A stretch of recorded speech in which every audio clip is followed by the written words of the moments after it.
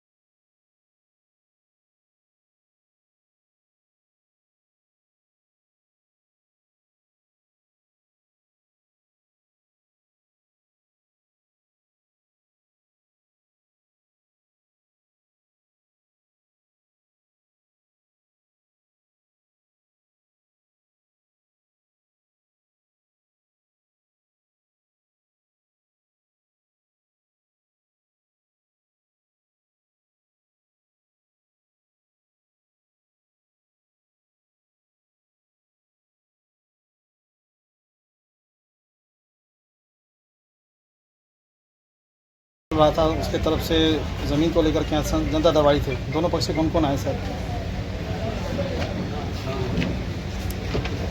प्रथम पक्ष हुए रुपेश कुमार चौधरी और द्वितीय पक्ष अरुण कुमार पूर्वे। दोनों ने अपना अपना पेपर जमा किए, उसको देखा गया और प्रथम पक्ष के द्वारा अगला डेट की मांग किया गया कि कुछ और दस्तावेज जो है उसको प्रस्तुत करेंगे, इसलिए इनको अगला डेट दिया गया है। इसमें सर जिस जो आवेदक था दूसरे पक्ष को जिसने बुलाया उसने जो डॉक्यूमेंट दिया है वो डॉक्यूमेंट आप पढ़े हैं और दोनों पहले पक्ष का भी डॉक्यूमेंट पढ़े हैं, क्या समझ में आया डॉक्यूमेंट को देख के? डॉक्यूमेंट पढ़ें, उसको समझे हैं, बाकी देखिए अगला डेट में अपना। क्या लग रहा है सर, आप इस केस को संभाल पाएंगे या अपने बड़े अधिकारी को देंगे? बड़े अधिकारी को बोल दिए हैं अपना हुआ करके देखने। तो वो उनके ऑफिस में डेट मिलेगा क्योंकि वो तो यहाँ आते नहीं हैं। खुद यहाँ आएंगे, हुआ करके देखने नेक्स्ट सैटरडे को अगर डेट देते हैं तो सीओ आएंगे सदर के? आएंगे, उम्मीद है। उतने पूछे और उनका वो जो बता रहे हैं कि हमको कोर्ट से, हाई कोर्ट, सुप्रीम कोर्ट से डिग्री मिला हुआ, उस पर क्या आप लोग निरीक्षण किया? तो अगला डेट में देख लिया जाएगा पूरा मामला को। जो दोनों पक्ष आएंगे जो होगा अगला। डिग्री कौन पक्ष दिखाए हैं आपको? प्रथम पक्ष वाला दिखाए हैं डिग्री। अच्छा। प्रथम पक्ष नहीं, द्वितीय पक्ष वाला दिखाए हैं। अच्छा। दूसरे पक्ष का सुप्रीम कोर्ट का डिग्री दिखाया? सुप्रीम कोर्ट है, हाई कोर्ट का सबका दिए हैं, सब जमा है पेपर। बाकी प्रथम पक्ष के द्वारा बोला गया है कि अगला डेट दिया। सर अपना अपना परिचय परिचय दे दीजिए। मेरा नाम हुआ राहुल कुमार, राजस्व कर्मचारी सदर मामला। हम लोग को थाना बुलाया गया था इस संदर्भ में भूमि विवाद से संबंधित सगीरा खातून एवं उनके विरुद्ध में, जिस संदर्भ में ऐसा हुआ क्या जिज्ञासी की जमीन को किसने और कैसे बेचा है, जिसमें अरुण कुमार कुर्रे ने अपनी एक जमीन बेचे हैं जो उनके अपने पूर्वज बच्चू महतो की थी और बच्चू महतो एकमात्र उनके ऑनर थे। जिस संदर्भ में वो बेचे, जिस लेकर के विवाद हुआ, विवाद के संदर्भ में ऐसा निर्णय किया गया जो बच्चू महतो अपने पीछे एक लड़का और एक लड़की छोड़ कर मरे। लड़का लक्ष्मी नारायण महतो वो भी मर गए और अपनी एक विधवा पत्नी राजेंद्रवती को छोड़ करके मरे, जिनकी मृत्यु 1955 में 27/9/55 को हुई।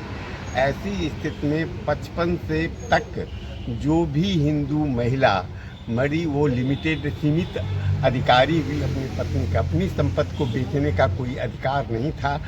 जिस आधार पर उनके द्वारा बेची गई जो भी संपत्ति है वो गैर कानूनी साबित हो चुकी है, जो अब भी सुप्रीम कोर्ट और हमारे संविधान के अंतर्गत जिस आधार पर उन्होंने राजेंद्रवती के द्वारा बेची गई संपत्ति सभी न्यायालय ने गैर कानूनी घोषित किया और जीवा देवी के वारिसान, जीवा देवी जो बच्चू महतो की पुत्री थी, उनकी शादी पोहदी अक्कल पूर्वे से हुई और अक्कल पूर्वे 2 लड़का छोड़ करके मरे, राम प्रसाद पूर्वे और राम अवतार पूर्वे। राम अवतार पूर्वे एक, राम प्रसाद पूर्वे एक लड़का सत्यनारायण पूर्वे को छोड़कर मरे।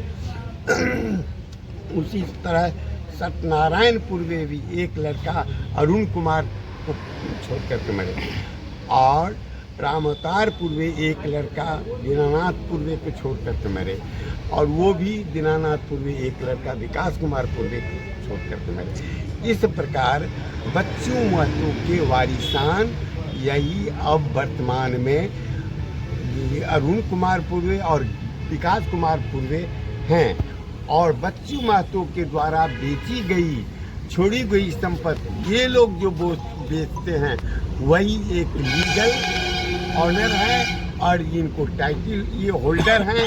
इनके द्वारा बेची गई संपत्ति बिल्कुल जायज, कानूनी और गैर कानूनी है। ऐसी स्थिति में इन किसी प्रकार का कोई समस्या उत्पन्न हुई जिस आधार पर इनके द्वारा बेची गई संपत्ति को अब टू द सुप्रीम कोर्ट बिल्कुल वैलिड माना है। क्या अभी जो बैठक हुई इसमें क्या तय पाया सर? ये हमने अपना पक्ष रखा जिस संदर्भ में अब निर्णय जो है यहाँ के पदाधिकारी के हाथ में है और वह निर्णय जो अभी सुरक्षित रखे हैं और उनके निर्णय आने के बाद ही, लेकिन मेरा दावा है कि जो हमने ये अरुण कुमार पूर्वे के द्वारा बेची गई संपत्ति बिल्कुल जायज है। कानूनी है और उनका संवैधानिक अधिकार है, और मुझे ऐसा विश्वास है जो निर्णय इनके पक्ष में ही अभी आएगा। अभी जो है दूसरा पक्ष क्या दावा कर रहा था, कौन सा पेपर जमा किया जिसको आप दूसरा देख- पक्ष ये दावा करते हैं जो राजेंद्रवती के द्वारा बेची गई संपत्ति है उसी आधार पर दावा करते हैं, लेकिन राजेंद्रवती को लिमिटेड ऑनर घोषित किया गया था और लिमिटेड ऑनर को कोई भी संपत्ति अपने पति के छोड़े हुए संपत्ति पर कोई अधिकार नहीं है।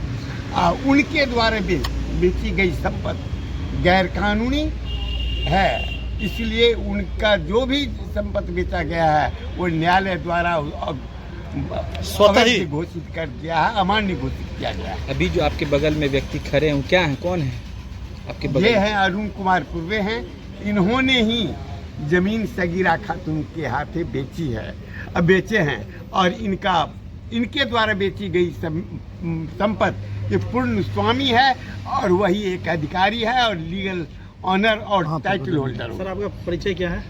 जी, आपका पूरा परिचय क्या है? मेरा नाम भोला ठाकुर है, हम अधिवक्ता हैं। आप एक लॉयर हैं। जी हाँ एज ए कानून प्रोसीडिंग जी। सुप्रीम कोर्ट के जजमेंट के बाद से ये ज़मीन बेच रहे हैं। जी। दूसरा पक्ष उससे प्रॉपर्टी खरीदा है जो जिससे ये जीते हैं। अगर ये दोबारा क्या कोर्ट में इनको जाना पड़ेगा?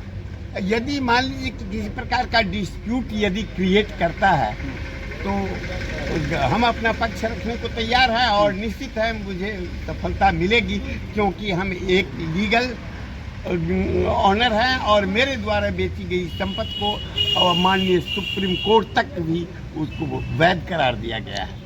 ठीक है सर। कहाँ पर का जमीन ये था?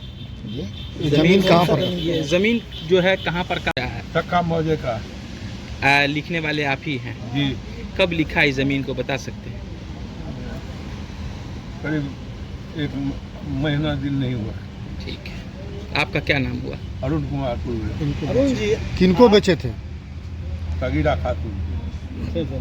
आपके वंशजों को सुप्रीम कोर्ट का जजमेंट मिला, उसके बाद से आपने ज़मीन बेचना शुरू किया। जी, तो क्या आपको ये पता नहीं चला बीच में कि 2004 या 5 में जिससे आप अभी समीरा खातून को